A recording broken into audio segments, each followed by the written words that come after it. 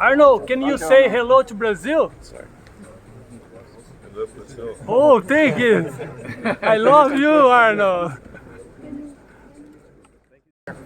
Galera, que legal, o Arnold me respondeu. I appreciate you.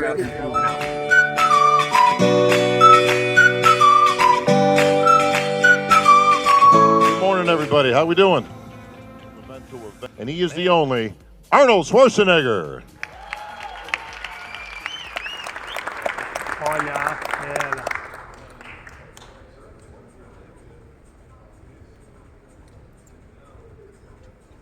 Welcome, sir. Welcome to your stage. Thank you.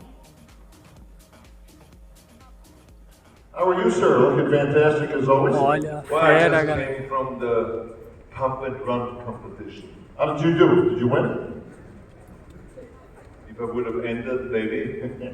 No, it was really great. It was like, we had thousands of people there in the starting line. And there was this unbelievable energy. The sun was out. And what was great was when we started the race, there was people running by of all ages. There was one guy that said, I'm 90 years old.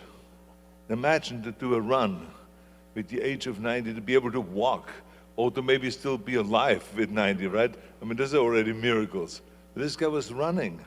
And then there was a mother with her little child running by, and the kid said, I'm 3.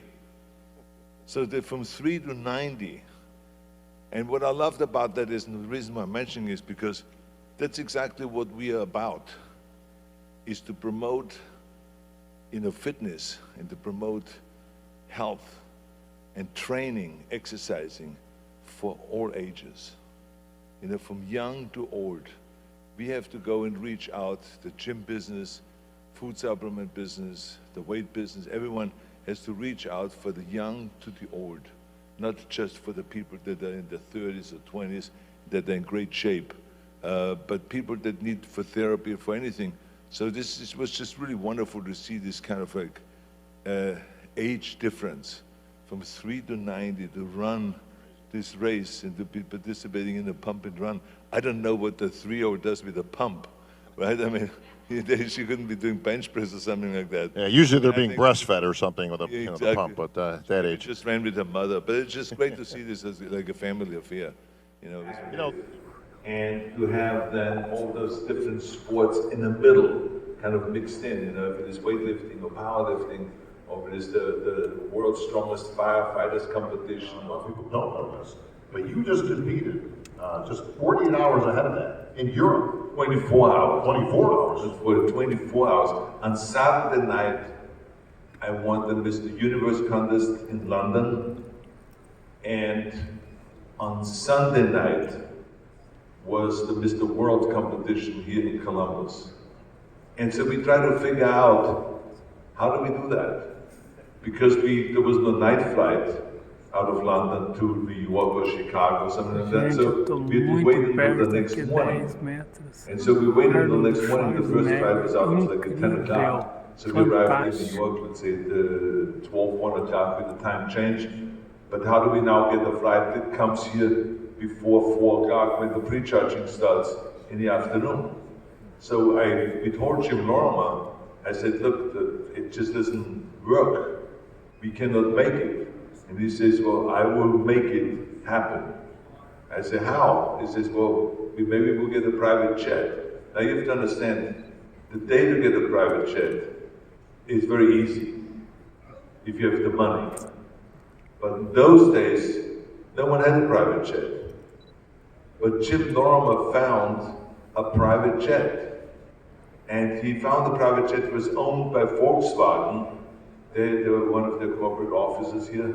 And so he got the jet from Volkswagen and he leased it from them. They picked us up in New York when we arrived in New York and flew us to Columbus. And they picked us up, and I remember with the sirens and the whole thing, we went from the airport to come into the town. We came backstage at the Veterans Memorial Auditorium, and there I saw Sergio Liver and all the guys already pumping up. So we quickly, Franklin and Dave Draper and those guys, we all ripped off our clothes, quickly slapped on a little bit of oil and started pumping up, and then all of a sudden they called us out. This is how tight the schedule was. I mean, think about it. So that's when, after, you know, I won the competition, I went to Jim Norman. I said, Jim, I said, you and I be mayor. The mayor of what? And he said, Worthington. I said, they never told me that. So then the next time I come into town, and he says, can you come over to the university? He says, to talk to my students. I said, what do you mean, my students? Well, what is that all about? And he says, well, I'm a law professor at the university in Columbus. So I said, you're a law professor? He said, yeah, I write law books about insurance law. And I said, oh, Jesus Christ, what else do you do? And then I find out he was an FBI agent for years and years and years. He worked undercover for many years, directly under J. Edgar Hoover. You know, and so you find out all of those things as you go on. I mean, he was just a really fascinating guy, very smart. And then one day he calls me. He was up in Canada, you know, at this Shakespearean festival. I said, you into Shakespeare? And this is, oh yeah, everything about Shakespeare. This is all his plays and all the movies that have to do with Shakespeare. I'm a Shakespeare fanatic. So that's another discovery. So it's just one after the next thing. So he was just a really, really smart and talented guy, and became a really close friend of mine. He was in New York. It didn't matter to me that he went to the toilet and that no one saw it, and it didn't really open up until later on it became very popular. But the bottom line was, I did this movie and I had a great time, I got paid, and I got this was the beginning of getting also my working permit. It was a temporary working permit, so that was important to get the permanent working permit in America as an immigrant and all of this. So I was very happy with that success. And then of course later on my kids always had a great time when they discovered it on the networks. And they put it on and said, Daddy, can you watch this movie with us, Hercules in New York? I said, no, you watch this by yourself. I cannot watch this, it's a little bit too much for me. Well, that's what made the movie. So again, here we are, that the accent that they said would be a big obstacle became a big plus. And then later on, it was kind of the big change where people said it was in to keep your long name and to keep your complicated name that's maybe hard to pronounce. That was the new thing in Hollywood. So all of the things changed because I did not listen to the naysayers. I stayed in and I kept grinding away and working my way slowly up. And I felt like I can accomplish the same thing. It doesn't look believable as a killing machine. So I say, so it all made sense to me then. And I said, okay, fine. I said, let me think about that because I don't really want to play villains. I want to play heroes. I said, let me think about that. And then 2 days later, I called Jim Cameron back and I said, you know, you talked me into it. I'm going to go play the Terminator. And then 3 months later, we started filming. So that's how it happened. But it was first, as a matter of fact, the painting that I have in my office of me as Terminator, if you would scratch away the paint of my face, you will see underneath O.J. Simpson's face. Because I remember the painting of O.J. Simpson, and then holding the gun exactly the same way, everything exactly the same, and then my face was painted over, and that was it for him, and I was, you know, the Terminator. So this is a very valuable poster because someone could scratch a little bit of corner where you could see a black face on it instead of a white face. So anyway, I want to make the movies to entertain people, not only in America, but worldwide. And so I think that this is where the action is, and I saw the same thing in politics. You know, that it is the people that you have to listen to, and it is the people that vote you in to become governor of the great state of California. I couldn't vote myself in there. And it was the people, it was the 5 million people that voted for me and made me the governor of California. So I am a big believer in this kind of direct democracy. I'm a big believer in people power. That's why I always have been very sensitive about listening to the people, because that's where the action is. This is where everything, we are doing everything for the people, not for ourselves.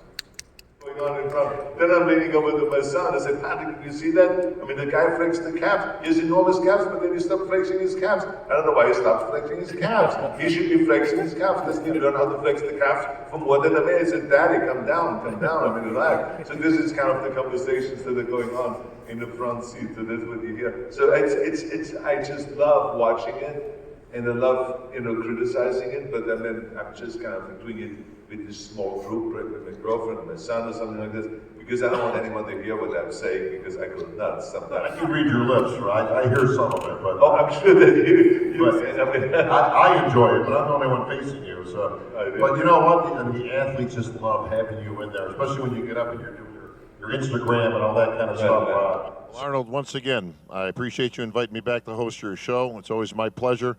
This is my favorite part of the entire weekend, of course, is always getting a chance to sit down with you one-on-one and telling some of the great stories and insights into the Arnold Classic and yourself, of course. I know you've got some other events to get to today, but congratulations on everything.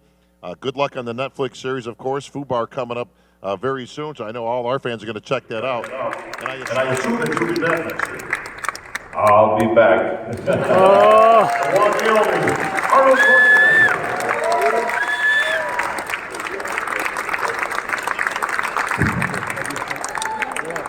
Thank you all. Thank you. I hope also you all say, I'll be Galera, back. Thank you. que legal, o Arnold, cara. Galera, olha a fera aqui. Que legal, galera, o Arnold. Masters Olympic, the Masters Classic. Arnold, I love you, Arnold. Love you. Love you. We love you. Oh, they all love you. Thank you, sir. Arnold, can you sign us? Will there be a Masters Classic, Mr. Schwarzenegger? Thank you, Arnold. Behind you, got eyes front there. Arnold, can you say hello to Brazil? Oh, thank you. I love you, Arnold. Thank you so much, sir. Arnold. Thank you. He's on the mobile. It's all good. Galera, que legal, o Arnold me respondeu. Guys, I appreciate you.